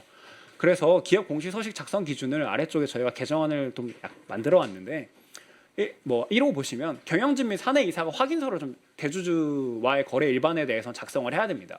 경영진은 우리는 정말 빠짐없이 누락해서 보고했습니다. 이사회에. 그다음에 두 번째로 이사회는 우리가 경영진이 이걸 보고를 안 했을 걸 대비해서 어떻게 절차를 좀 만들어 놨다. 세 번째로는 이사회가 경영진의 보고를 받고 이 공정성 및 합리성을 판단하기 위해서 우리가 어떻게 했다. 그다음에 네 번째는 마지막에 이게 이사회 부분 이게 주주충실무 나중에 소송을 좀 대비한 건데 우리가 이렇게 이해상충의 우려가 있음을 인지하고 충분히 잘 심의했다. 이래야 이제 나중에 이거에 대해서 본인들이 책임을 좀 지실 거 아니겠습니까? 그래서 저희는 공시서식이 이렇게 좀 바뀔 필요성이 있다라고 말씀을 드리고요. 다음으로는 상법상 주주권 보호인데 저희가 보면 상법으로 보장되는 주주의 권리가 기존의 주주 충실 의무 이외에도 굉장히 많았습니다. 주주가 주주명부도 열어볼 수 있고 이사회 의사록도 열어볼 수 있고 회계장부 열어볼 수도 있고 임시주주총회도 소집이 가능합니다. 이게 사실상 오른쪽에 거부할 수 있는 이유가 있기는 한데 회사가 정당한 이유가 없이는 이게 거부를 못하는 게 원칙입니다. 앞서서 말씀드린 내부 거래를 따질 때도 이게 없으면 저희가 내부 거래가 정당한지를 볼 수가 없기 때문에 굉장히 중요한 권리인데요. 실무상 이게 굉장히 기괴하게 이루어집니다. 회사가 무조건 거부합니다. 왜냐하면 주주가 가처분 소송을 통해서 권리를 구제받도록 실무가 무조건 형립이 되어 있습니다. 주주권 행사를 일단 거부하고 가처분 소송을 제기하면 주주는 이중으로 피해를 보는데요. 주주는 소송해야 되니까 소송 비용도 냅니다. 근데 회사 비용으로 소송 비용도 내잖아요. 그거 사실 누구 돈입니까? 주주 돈입니다. 주주랑 회사랑 소송을 하면 주주는 주주 단에서 비용 까이고 회사 돈 재무제표 망가져서 또 비용 까이고. 네. 근데 이게 회사가 정당한 주주권을 거부하는 것에 대해서 불이익이 없으니까 이런 악순환이 반복됩니다. 저희가 이런 걸 좀 풀어보고자 그럼 이사회가 좀 가동이 됐으면 좋겠어서 이사회에다가 주주권 행사 사실을 통보를 했는데 이사회를 소집도 안 하세요. 중견기업, 중소기업들은 아예 소집도 안 하십니다. 무시해봐야 뭐 별일 없으니까 소송하자 이거죠. 통보를 받은 개별 의사들도 무응답으로 의견하십니다. 독립이사분들도요. 사실 독립이사분들이 뭐 다 대주주가 임명을 하셨으니까 당연히 그럴 텐데 그러면 이게 주주충실 의무가 들어와서 주주의 정당한 권한 행사에 불응하는 이사가 이 손해배상 소송의 책임을 질까? 이게 뭐 나중에 판례로서 정립이 될 내용이긴 한데 일단 1차적으로 공시 규정을 좀 개정을 해서 이 이사들이 책임을 좀 강하게 책임 의식을 좀 가지시도록 해야 될 필요성이 있다고 생각을 합니다. 그래서 이미 사업 보고서에 주주의 의결권에 관한 사항, 그다음에 주주권 행사 이런 거 보면 주주권 행사가 있으면 그 소수 주주권이 들어왔다 이런 것들을 다 공시를 하도록 되어 있는데요. 이걸 강화를 해서 이사회를 이 소수 주주권 관련해서 판단하고자 할 때 열었다. 그래서 검토 결과가 어땠다. 거부 사유는 어땠다가 있어야 주주들이 이걸 보고 이 사회가 합리적이구나. 소송을 안 가도 되겠구나. 그 다음에 당연히 독립이사분들도 압박을 느끼시겠죠.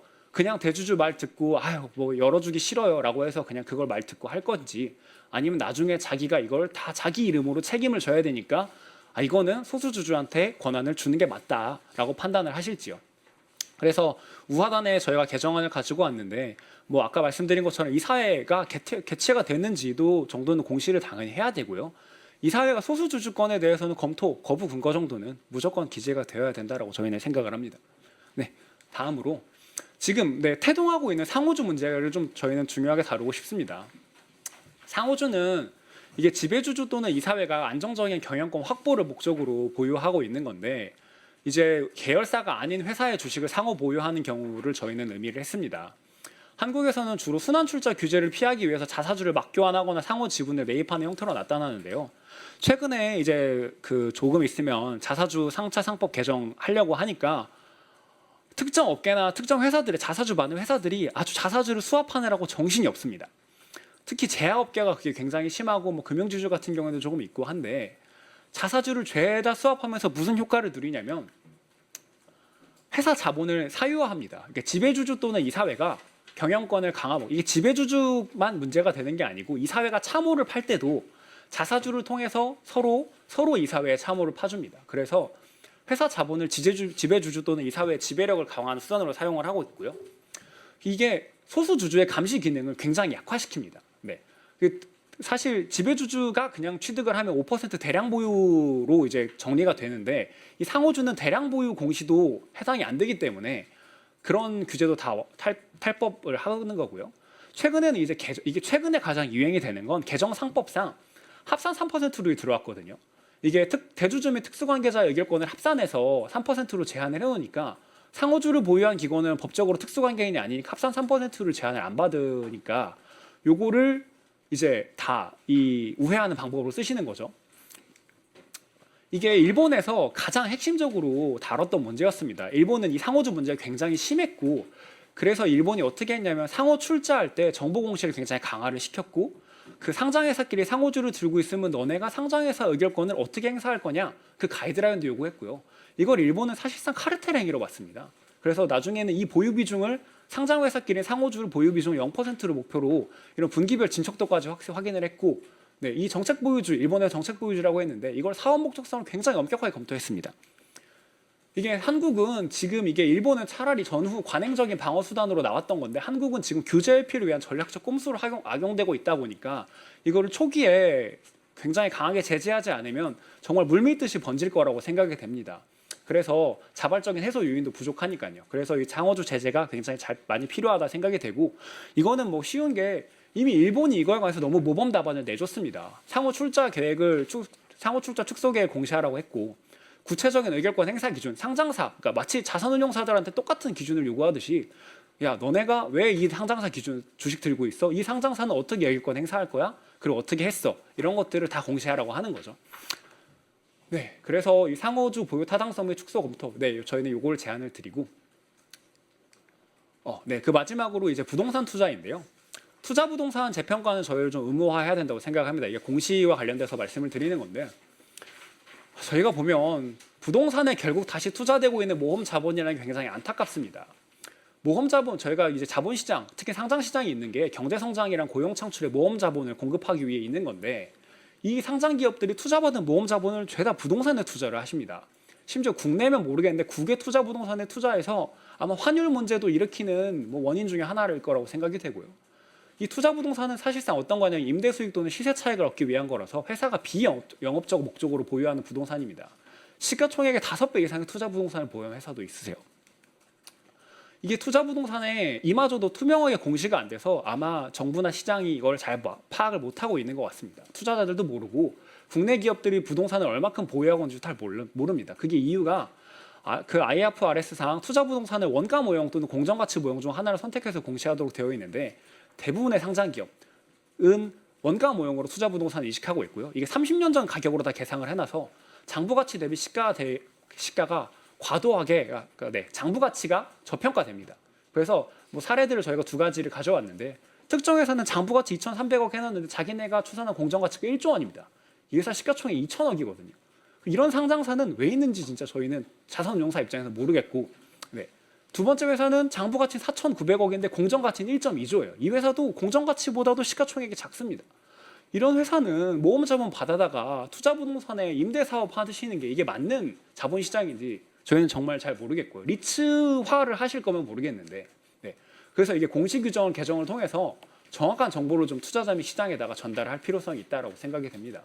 이게 당연히 뭐 IFRS상 원가 모형을 설정할 수 있으니까 그래서 별도로 이제 공정 가치를 기반으로 한 이 ROE, 그다음에 수정 자본 총계가 반드시 투자 부동산에 대해서는 규제가 있어야 된다라고 생각을 합니다.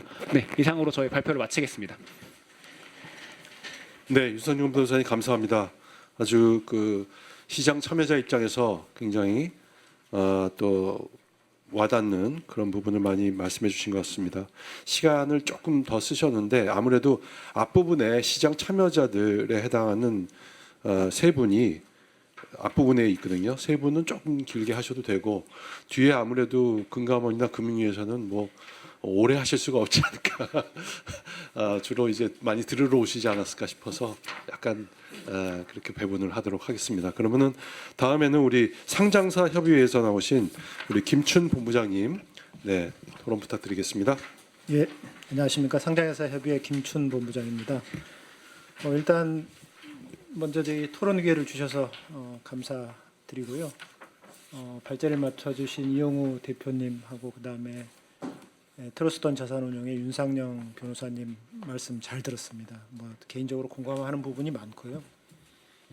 상장회사 기업을 약간 대변하는 입장에서 사실 나와서 말씀드릴 수밖에 없는 부분에서 되게 마음이 무겁습니다. 이런 말씀들을 여러 가지 말씀을 해주셨는데 사실 기업 입장에서는 이 모든 것들이 다 공시 부담으로 사실 다가오는 부분이고 이게 과연 이제 투자자를 위해서 공시가 돼야 된다는 부분에서는 개인적으로 공감을 하지만 또 기업을 운영하는 입장에서는 또 상황에 따라서는 좀 어려운 부분들도 있기 때문에 이제 그런 부분들에 대해서는 좀 더 세밀하게 검토한 그 공시 여부를 만약 결정할 때는 좀 세밀하게 검토가 돼야 되겠다라는 부분을 먼저 말씀드립니다.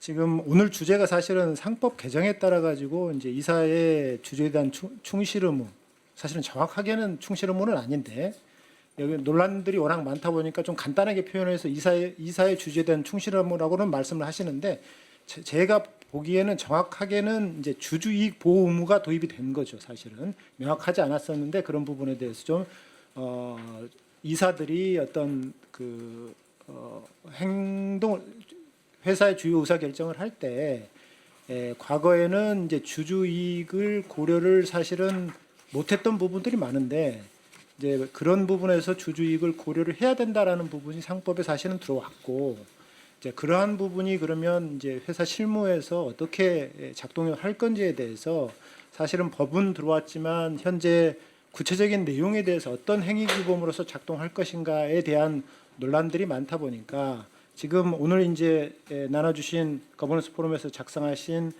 주식회사 이사의 의무이행 가이드라인이라고 하는 책자도 사실은 발간이 됐고 또 저희도 이제 최근에 이사의 주요 의사결정에 관한 행동 지침이라고 해가지고 마찬가지로 이사의 충실 의무를 지키기 위해서 이사들이 실제 사안별로 어떻게 행동을 해야 되는지에 대한 사실은 가이드라인을 사실 발표를 했습니다. 아울러 법무부에서도 이제 초안을 만들어 가지고 의견 수렴을 거쳤고 아직 최종안은 발표되지는 않았지만 그 부분에 대해서 곧 발표를 앞두고 있는 것으로 알고 있습니다. 이런 부분들이 사실은 이제 상법을 구체화하는 작업으로서 이루어지고 아울러 사실은 저는 이제 제일 문제가 이 부분을 처음에 이제 말씀하셨던 것처럼 이게 출발점이라고 말씀하셨는데 당연히 출발점일 수밖에 없고 다만 그 출발점이라고 하는 게 워낙 이게 포괄적이고 광범위하다 보니까 구체적인 디테일에 있어가지고 기존의 상법 내용, 그 다음에 아울러 자본시장법 내용, 상장회사가 지켜야 될 여러 가지 법규 부분에 있어가지고 기존하고 상충되는 부분들을 어떻게 해소할 것이냐라는 부분에 있어서 사실은 기업 입장에서 이거를 준수해야 되는 부담 부분들을 굉장히 크게 느끼고 있다. 그래서 그런 부분들이 좀 더 명확해지는 부분들을 보면서 기업들은 살얼음판을 걷는 심정으로 사실은 의사결정을 지금 하는 방향으로 준비를 하고 있다라고 보시면 될 것 같습니다. 그런 측면에서 사실은 공시 규정도 당연히 그런 부분에 맞추어 가지고 개정이 될 것으로 생각을 하고 있고 그런 부분에서 기업들의 부담도 앞으로 커질 것으로 생각을 하고 있습니다. 다만 이 실무를 사실은 기업을 좀 지원하는 저희 회사 입장에서 보게 되면 제일 문제가 뭐냐면 기존에 이제 회사 이익이라고 하는 부분과 주주의 이익이라고 하는 부분이 이제 일치되는 측면에서는 사실은 이제 동일할 텐데 다만 회사 이익과 주주의 이익을 서로 분리하는 측면이 어떤 부분이냐. 그래서 그 부분에서 이사들 또는 경영진이 어떻게 행동을 해야 될 거냐, 어떤 행위 기준을 가지고 회사 업무를 진행해 나가야 될 거냐라는 부분에 있어서 굉장히 많은 혼란이 있다는 부분을 말씀드리고 싶고 저희도 그렇지만 사실은 거버넌스 포럼에서 발표하신 내용도 굉장히 조금 보수적으로 사실은 돼 있는 부분이 있지만 제일 중요한 부분은 법무부에서 어떤 내용으로 가이드라인을 발표할 거냐가 사실은 제일 중요한 기준이 될 것으로 생각을 합니다. 이제 법무부에서 초안 발표한 내용은 사실은 이제 기존 내용은 기본적으로 회사와 주주이익이 일치한다고 보고 특별하게 달라지는 부분은 없다라고 보면서 달라지는 부분으로서 제시하고 있는 부분이 사실은 합병이라든지 분할 합병, 뭐 주식의 포괄적 교환 이전 등 기업 구조 개편 관련된 내용을 기본적으로 제시를 하고 있고 추가적으로 이제 상장 폐지 목적의 기업 폐쇄 회사 거래에 대해서 지배주주가 공개 매수를 할 때 회사가 거기에 대해서 주주 입장을 고려해 가지고 의견 표명을 할 수 있도록 하는 것을 권고하는 내용을 포함하고 있습니다. 자, 그런 측면에서 볼 때 사실은 이제 제가 이제 논의를 좀 더 좀 핵심적으로 축약해서 만약에 공시 규정이 개정돼야 된다라고 했을 때는 지금 만약에 그런 부분과 전체적으로 일치시켜 가지고 우선은 여기서도 말씀하셨지만 기본적으로 다른 자본시장법이라든지 이런 부분도 개정이 먼저 필요한 부분들이 분명히 있습니다. 그에 맞춰 가지고 공시 규정도 그 단계적으로 사실은 이루어져야 되는 부분이 있고 우선적으로 주주이익 보호가 문제되는 부분들은 법무부의 가이드라인에서 나오는 부분에 중심으로 해가지고 일단은 이루어져야 되지 않나라는 생각을 가지고 있습니다. 그렇게 해야지만이 기업들의 혼란이라든지 그 다음에 법률 적응성이라든지 측면에서 무리가 없을 것으로 생각하기 때문에 그렇습니다. 다만 이용우 대표님이라든지 우리 윤상영 변호사님이 말씀하셨던 부분들은 이게 이제 이사의 주주에 대한 충실 의무 측면이라기보다는 전반적으로 봐서 우리 기업의 어떤 자본시장의 신뢰성 제고, 그 다음에 기업의 투명성 제고 측면에서 분명히 필요한 부분이다라는 부분에 있어서는 이견은 없습니다. 그래서 다만 이제 그런 부분들이 제가 봤을 때는 여러 가지 측면에서 조금 논의가 될 때 앞서 말씀하셨지만 이사에 대한 어떤 성과 보수 또는 보수의 투명성이라는 측면에서 이제 공시해야 되는 부분들은 맞지만 사실은 미국이라든지 이런 데하고 비교해 봤을 때 우리나라 같은 경우에 성과 보수의 어떤 제한이라고 하는 부분들이 좀 법률적으로 보완돼야 되는 부분들이 많습니다. 예컨대 말씀하셨던 것처럼 이사 보수를 승인하는 절차라든지 그다음에 미국의 공시 같은 경우에 이제 MD&A라는 이사의 경영 진단과 의견이라는 부분도 중요했지만 발표하셨던 CDNA라고 해가지고 경영진에 대한 보상 부분이 굉장히 자세하게 되는 부분들이 있는데 그것과 대응되는 부분으로 RSU라든지 RSA라든지 이런 부분들에서 훨씬 유연하게 기업들한테 경영진한테 보상할 수 있는 제도들이 일관적인 스톡옵션이라든지 이런 제도하고 일관된 제도를 구성하고 있다라고 하는 부분들도 굉장히 좀 저희가 참고를 해야 되는데 사실은 그런 부분들 이제 일본도 사실은 이런 지배 구조를 개선하면서도 기업의 경영 의사 결정을 어떻게 좀 더 적극적으로 도와주고 경영진 보상을 좀 더 유연하게 할 것인지에 대한 노력을 같이 하면서 법 개정이라든지 제도 개선이 이루어졌는데 저희 같은 경우는 너무 한쪽 편으로 이렇게 하다 보니까 약간의 좀 편향된 부분도 있지 않나라는 부분을 개인적인 조금 아쉬움으로 생각을 하고 있습니다. 그래서 좀 정리해서 말씀드리자면 당연히 주주이익 보호라고 하는 부분들에 있어가지고 외국 제도를 들여오는 부분들은 좋은데 사실은 우리 유상정 변호사님이 실제 기업들 찾아가셔가지고 이사회가 어떻게 운영되는지 보시면 알겠지만 이게 실질적인 제도와 실제 운영 부분에 있어서 간극이 너무 큽니다. 그 다음에 큰 대기업하고 그렇지 않은 중견 중소기업과의 간극은 더더욱 큽니다. 지금 문제는 뭐냐면 이사회 충실 의무가 도입됐다라는 부분에 있어가지고 공시라고 하는 부분도 중요하지만 실제 그렇게 이루어질 수 있는 토대를 마련해 주는 부분들에 대한 지원 부분이 굉장히 저는 중요하다고 생각을 합니다. 뭐냐면 내부 통제 제도 시스템을 말씀하셨지만 우리 판례상 내부 통제 시스템은 기본적으로 대기업한테 요구되는 것으로 이제 판결이 있지만 제일 더 중요한 부분은 더 필요한 데는 사실은 중소중견기업입니다. 이 중소중견기업에서 사회이사라든지 독립이사가 역할을 하려면 사내이사 경영진이 협조를 해주지 않으면 그 역할을 할 수가 없습니다. 그런 부분에 있어서 시스템을 어떻게 갖추고 있느냐, 그다음에 어떤 내부자 거래, 특히 특권자와의 거래에 있어서 내부 통제 절차를 어떻게 갖추고 있고 사회이사라든지 독립이사라든지 이런 분들에 대한 지원 체제를 어떻게 갖추고 있느냐라고 하는 부분을 지원할 수 있도록 공시 체제를 마련하는 부분이 저는 가장 중요하다고 생각을 합니다.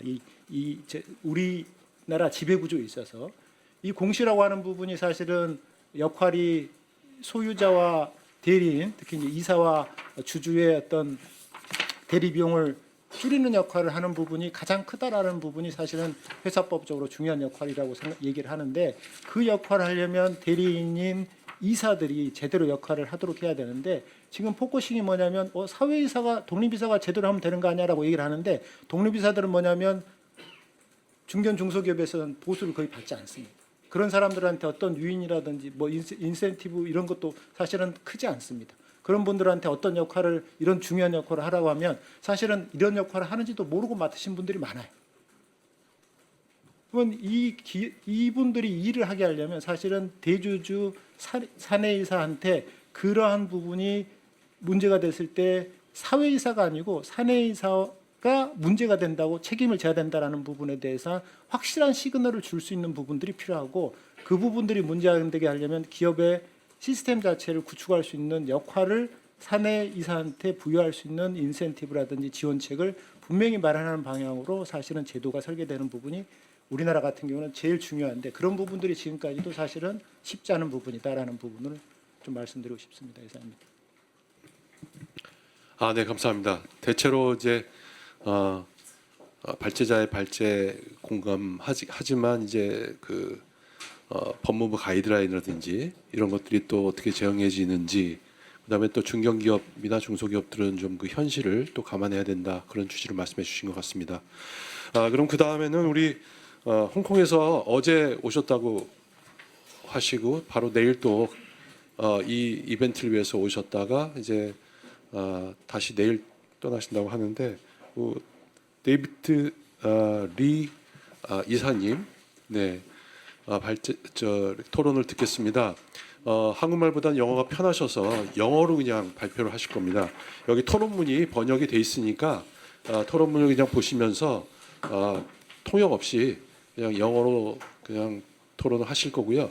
나중에 혹시 이제 질의응답 시간에는 좀 질의가 있으시면 그때는 옆에서 우리 이남우 회장님께서 좀 통역을 해주시겠습니다. 그러면 네, 이 이사님 부탁드립니다. Hi, my name is David Lee from Redwood Peak in Hong Kong.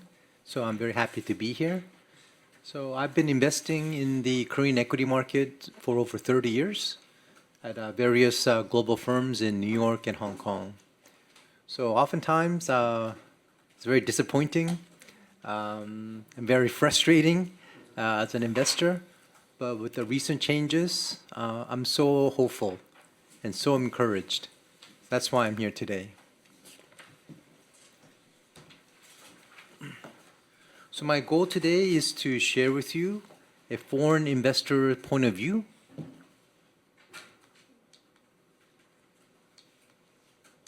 Foreign investors' point of view about the commercial code change. I don't know why this keeps. The commercial code change impact on the board of directors.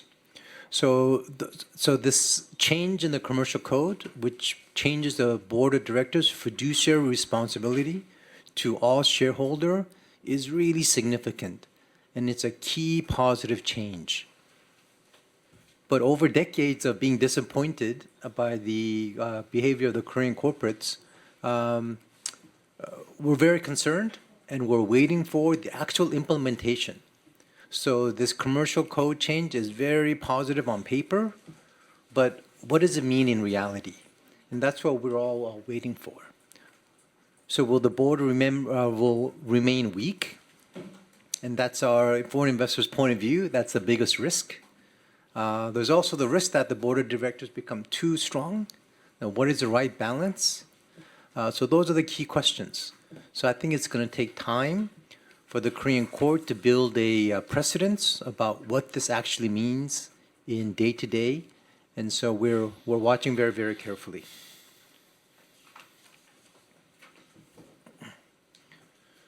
So this is my point of view. I feel like the Korean board of directors at the current setup really does not function as a true board of director, but really just as an advisory board.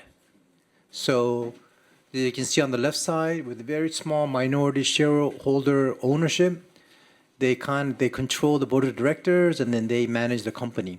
So Korean company 1, 2, 3 is the top 3 largest Korean companies. And this is just a rough view of what the board of directors look like. And as you can see, with the very small minority direct ownership, these Korean companies, they have 3 to 4 board seats. And then you have another 3 or 4 professors, which our concern is that they are shadow members. So this board of directors feels very weak in terms of protecting shareholder rights. But this is the very natural outgrowth of the previous commercial code. When the board of directors, the fiduciary responsibility was only to the company, then this is the result. A picture of a more healthy board of director. So again, I took the S&P, the top 1, 2, 3 companies, and again the difference is very glaring. So you see that the company board member is only one. It's traditionally the CEO. Very few professors. You have many C-level executives, current CEOs, CFOs, previous CEOs, CFOs. So these are executives who's ran large, complex organizations. So I'm sure Korean professors are very smart people, but to me, they have not run an organization with tens of hundreds of thousands of employees in different markets. So I'm just not sure why they have such heavy representation in the Korean board. So I just have a very simple solution, which is on the bottom right in the yellow, board representation should equal shareholder ownership. So if the founder owns 50% or more of the shareholder, then they have the right to control the board. But if the minority shareholders put together own more than 50%, it's just logical that they should control the board with an independent chairman or the lead director.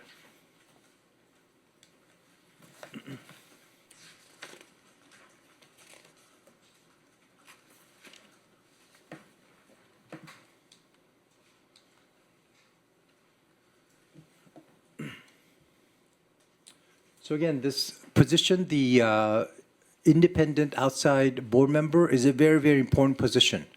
So the 3 global companies that I mentioned, they all separate the CEO and the chairman, except for Microsoft. The Microsoft CEO is also named the chairman, but because of that, they have designated an outside lead board member. And the lead board member, the main responsibility is to lead the search committee to hire the CEO. They evaluate the compensation based upon a very specific benchmark. They're the main link with the shareholders. But again, this board and the chairman is not an adversarial relationship with the CEO. So they should be working together. So whether to separate the chairman and the CEO or to combine, it really depends on many factors. But again, it's really just follow the ownership. If the minority shareholders together own more than 50%, they should control the board. So why is this important? It really gives trust to all shareholders that the board of directors will operate independently and as a fiduciary for all shareholders. So my recommendation number 2 is that now that the board members' fiduciary responsibility is to all shareholders and not just to the company, the least they can do is show up to the general shareholder meeting, and that they should disclose the attendance record. So again, why is this important? Communication builds trust. So the board of director, the chairman, should come and explain any kind of major decisions that they decided on. They should listen to some of the concerns that shareholders have. Again, this is just builds basic transparency. Third is on the compensation. I think it was discussed earlier. But for us, asking the board and the shareholder to approve a package without knowing how much a CEO, CFO gets paid beforehand, but we're asked to approve a lump sum amount is just not transparent. So if you want the board to carry out their fiduciary responsibility, they have to have correct and accurate information. So these are just some practical suggestions that I have. So, why are we doing this? Why are we changing the shareholder structure and going from the previous board structure to this healthy board structure is really, really critical. And there are 3 reasons. And it's good for Korea. The first point, I think, has been very well communicated by the administration. So right now, for the Korean individuals, they feel that property investment is the only safe and secure investment. So to build trust that the stock market is not just a speculative market, it's not a gambling market, but it's really a trustworthy long-term investment is a very, very positive thing for Korea. I think that's been very well communicated. Secondly, I think it's been very documented in financial research. A strong equity market creates positive wealth effect, driving consumer consumption, which is positive for the overall economy and ultimately tax revenues. And thirdly, I think a trustworthy equity market encourages domestic investors to stay home, invest in Korea. I know that there's been recent talks about foregoing capital gains if an investor sells overseas stock and buys domestic stock. That's just driving short-term behavior. If you create an environment where Korean corporates are trustworthy, transparent, and fair, then investors will invest in Korea. It will also drive foreign investors to invest in Korea, and ultimately that's positive for the Korean exchange rate. 제가 데이비드 리님 말씀하신 내용 명쾌하게 해줬지만 1분 안에 다시 한번 리캡을 해드리면 페이지 4, 5에 나와 있는 것처럼 지배주주가 50% 이상의 지분율이 있으면 이사회를 통제할 수도 있다. 본인이 이사회 의장을 하든 누구를 선임을 하든. 하지만 대부분의 한국 경우같이 지배주주의 지분율이 50% 미만이면 그러면 모든 주주, 일반 주주의 의견을 받들어서 이사회 구성을 해야 된다. 그게 첫 번째 메시지고요. 두 번째는 저도 사회이사 하면서 보통 회사가 주총 절대로 오면 안 된다고 오시지 말라고 바쁘신데 그럽니다. 근데 이제 두 번째는 모든 이사분들이 주총에 참석을 해서 참석 여부, 당연히 거기서 주주들 의견을 듣겠지만 공시를 통해서 이사분들이 주총 참석을 밝혀야 되고, 세 번째는 보상과 관련돼서 아주 상세하게 개별 경영진의 보상 내역을 사전 승인을 받아야 된다. 그 세 가지입니다. 네. 네, 감사합니다. 네.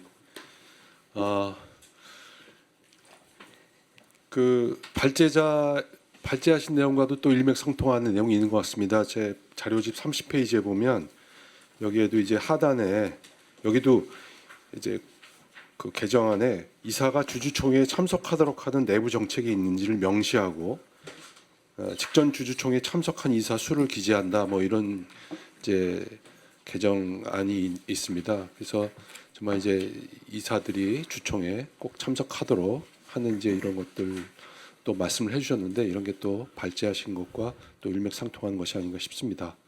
Can I just make one more suggestion? Sure. So to change the KOSPI 5,000 committee name, we have to dream big. So we have to change to KOSPI 50,000 is my recommendation. 50,000. 50,000, yes. 코스피 5만. Dream big, big dream. 네. 감사합니다. 네, 그러면은 그다음 또 두 분 이렇게 토론을 이어가도록 하겠습니다. 금융감독원 기업공시국 우리 김대일 팀장님, 네, 또 이렇게 오셔서 여러 가지 얘기를 들으셨는데 또 토론 부탁드리겠습니다. 예, 안녕하십니까. 금융감독원 기업공시국 기업공시총괄팀장입니다. 저희가 오늘 주제인 이제 상법 개정에 따른 공시서식 개정 관련해서 저희가 직접적으로 이제 서식 개정을 담당하는 그런 기관이다 보니까 물론 저희가 개정할 때 금융위원회라든지 여러 다른 기관들하고도 협의를 하지만 어쨌든 직접적인 저희가 서식 개정 기관이다 보니까 이제 여기서 나오는 얘기들을 듣고 최대한 반영할 수 있게끔 이 자리에 초대해 주신 것 같습니다. 그래서 좋은 얘기 오늘 많이 들었던 것 같고요. 그냥 뭐 이 자리에서는 그냥 어쨌든 많은 얘기를 듣고 저희가 내부로 돌아가서 많이 고민하도록 하겠습니다. 그래서 일단 간략하게만 저희 좀 그 공시서식의 의미라든지 뭐 이런 것들에 대해서 간략하게만 말씀을 드리겠습니다. 다 아시다시피 이제 금융감독원은 이제 증권신고서라든지 사업보고서, 주요사항보고서 같은 어떤 법정 공시 사항에 대해서 자본시장법령의 어떤 구체적인 위임을 받아서 공시서식하고 작성 기준을 마련해서 운영을 해오고 있습니다. 이게 사실 법기술적인 사실 한계 때문에 그런 것 같습니다.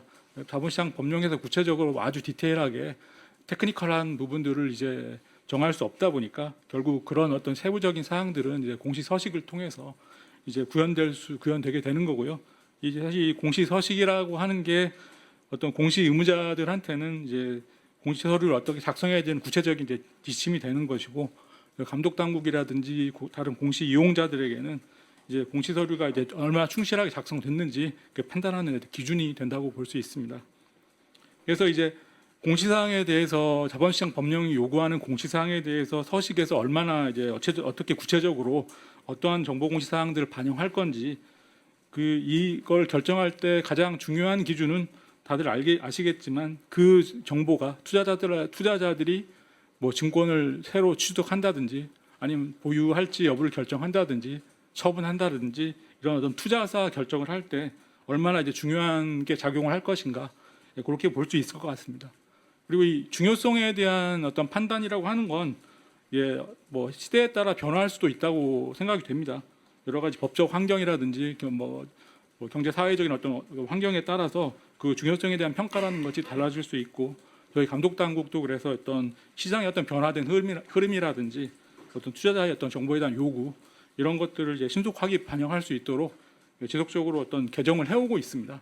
그래서 뭐 참고로 말씀드리면 저희가 뭐 작년에 자기주식을 이제 자기주식 관련해서 교환사채 관련된 부분들이 논란이 되다 보니까 교환사채 발행에 있어서 타당성이라든지 기존 주주이익에 미치는 영향 같은 것들을 이제 기재하도록 작년에 주요사항 보고서 서식을 개정한 바가 있습니다.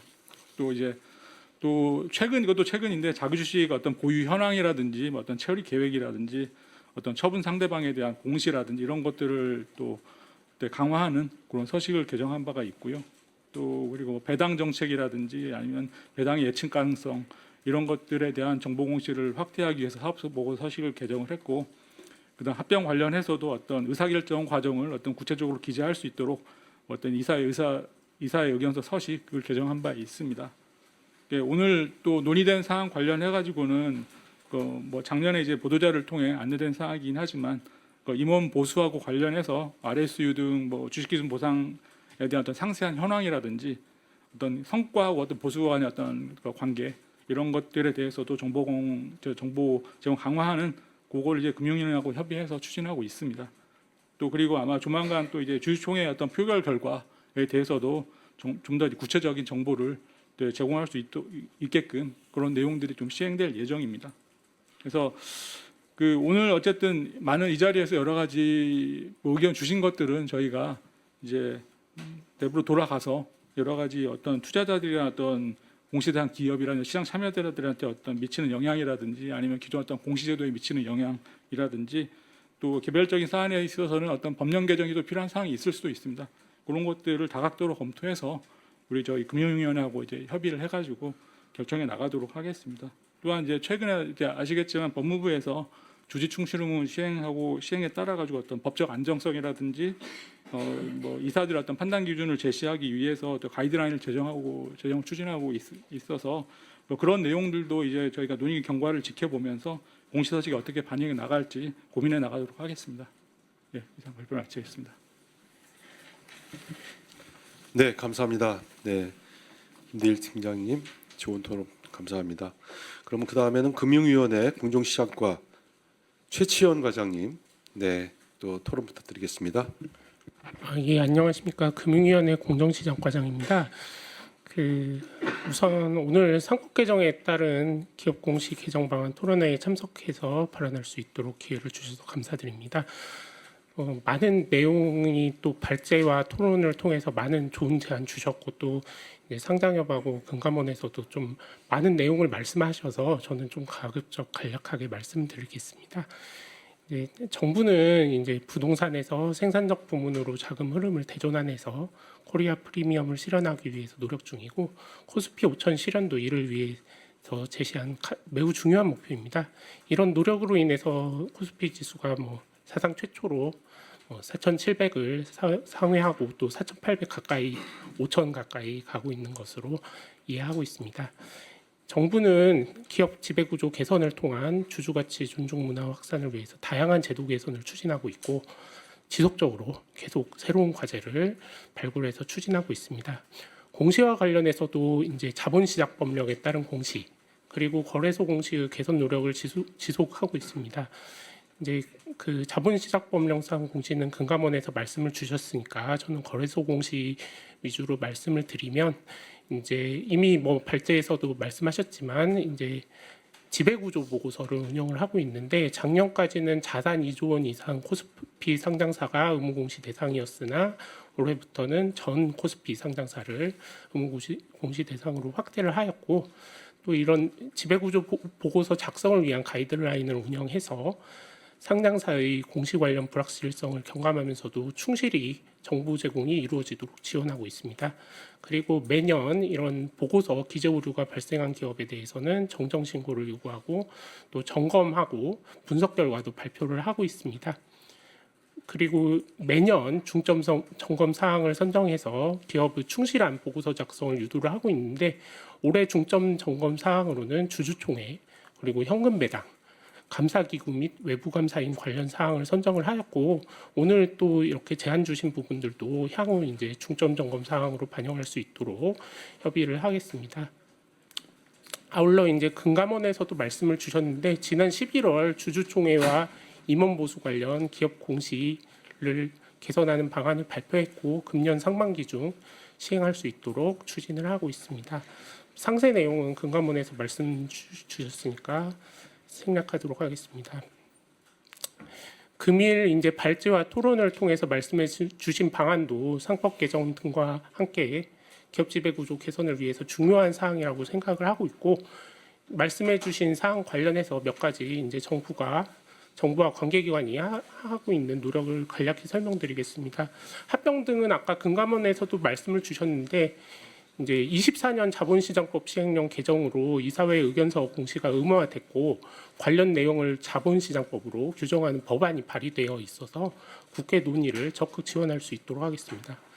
유상증자와 주식 관련 사채 관련 사항은 증권 신고서를 제출하는 경우에 이제 주주권익 훼손 우려가 있는 경우에는 투자자 보호를 강화할 수 있도록 금감원에서 증권 발행 당위성 그리고 의사결정 과정, 이사회 논의 내용, 주주 소통 계획 등을 기재할 수 있도록 적극 심사를 하고 있는 것으로 알고 있습니다.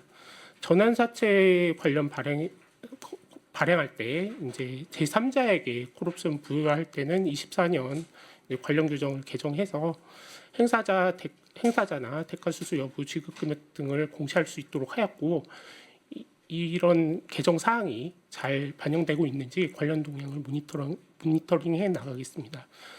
자사주 관련해서는 이제 보유 현황 공시를 저희가 하고 있는데요.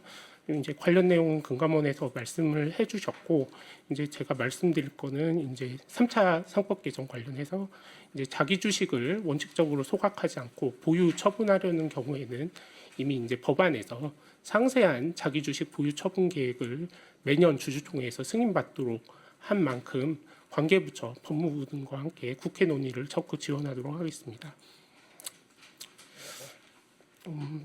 이런 노력 외에도 이제 오늘 말씀해주신 방안 관련해서 뭐 금감원을 비롯해서 관계부처 및 관계기관과 긴밀히 협의해서 상법 개정 및 기업 지배구조 개선 취지가 기업 공시에도 반영될 수 있도록 지속 검토해 나가도록 하겠습니다. 감사합니다.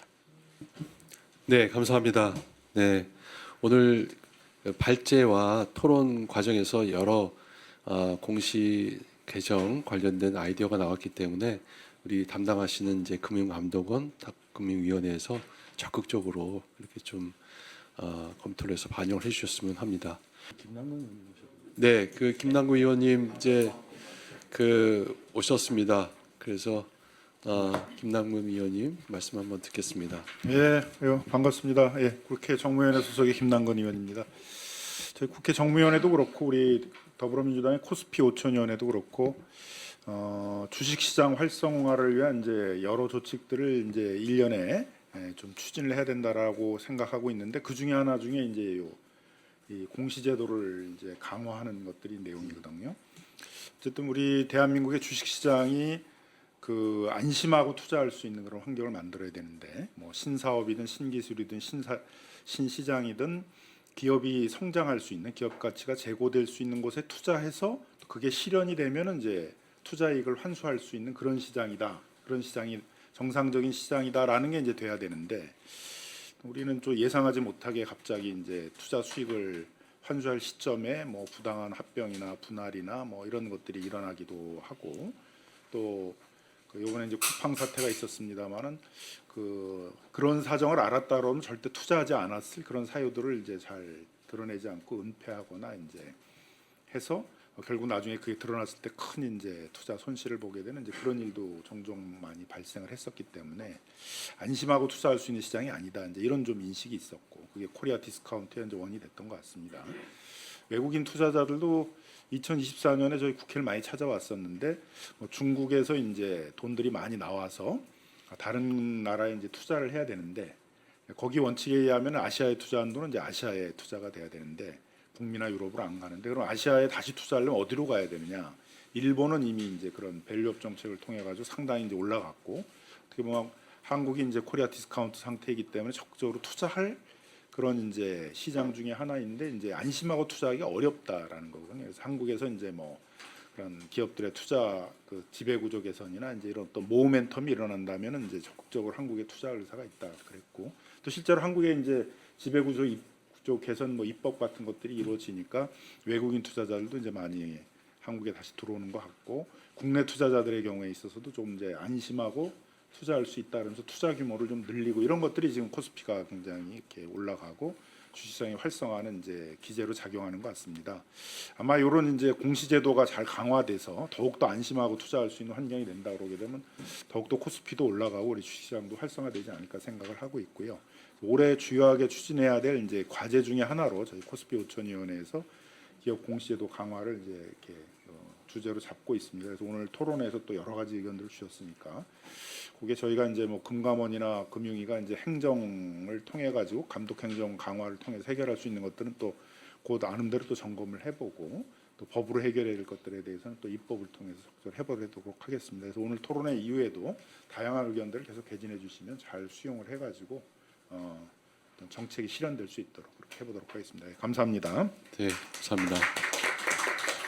네, 아까 이제 우리 데이비드 리 이사께서 꿈을 좀 크게 가졌으면 좋겠다. 코스피 5천위원회가 좀 코스피 5만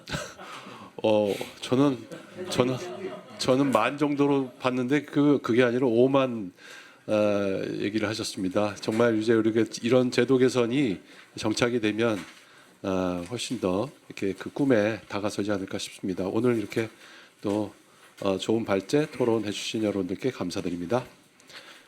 예, 바쁘신 와중에 와 참석해 주셔서 감사드리고요. 추운 날씨에 조심히 돌아가 주십시오. 이상으로 토론을 마치겠습니다. 감사합니다.